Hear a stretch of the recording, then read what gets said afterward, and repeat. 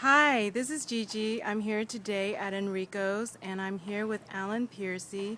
He is the owner and president of the company who does vermiculture and worm composting.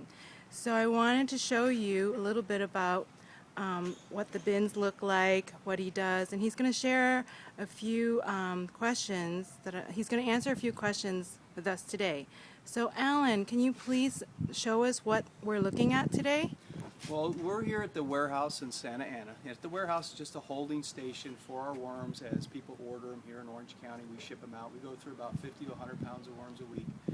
Right here is a holding tank that we have, and we'll put the worms into here, and they stay here for, well, anywhere from a day to maybe 4 or 5 days, and then we will pack them up and ship them out to the customers that are wanting them. So it's nothing fancy. It's not really where we farm the worms. It's just a place that we store the worms. And then up here is our Model 16, is one of our most popular bins that people use for vermicomposting at home. It is a residential bin, an upward migration type of system, and we send out probably about 40 of those a week too. So it's a combination. Thank you, Alan. I wanted to go over maybe a few questions if you don't mind answering for us. What is the best way to encourage someone to compost and vermicompost? The best way to encourage them would be to let them know what they're actually doing by not composting and what they can be doing to help our environment by composting.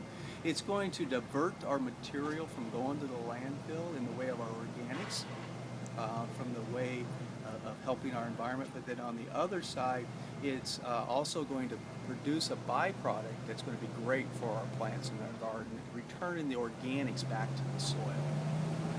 Excellent. Tell us, what is the most common barriers or cons that you hear from people in the residential or the commercial area?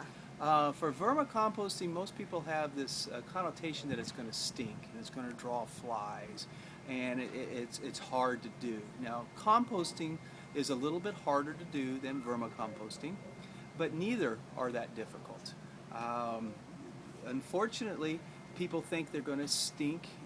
Usually they don't, and if you do develop an odor coming out of your bin, 95% of the time it's because you're overfeeding, and what's happening is the food is rotting before the worms can get to it. But for the most part, the bin should smell just like the floor of a forest, a nice rich soil smell. Thank you. What is the difference between regular composting and worm composting? Which is better and why? The difference between composting and vermicomposting is like night and day. When you're doing composting, you're using a thermophilic process or heat to break down the material. When you're doing vermicomposting, you're actually using worms to break down the material at a room temperature per se. The byproducts are like night and day too. The byproducts for composting gives you a nice rich soil amendment that you can put into your plants, returning organics back to the soil and your plants. However, on vermicomposting, you're not only returning your organics back, but you're also providing a natural growth enhancer for your plants. So you're giving more to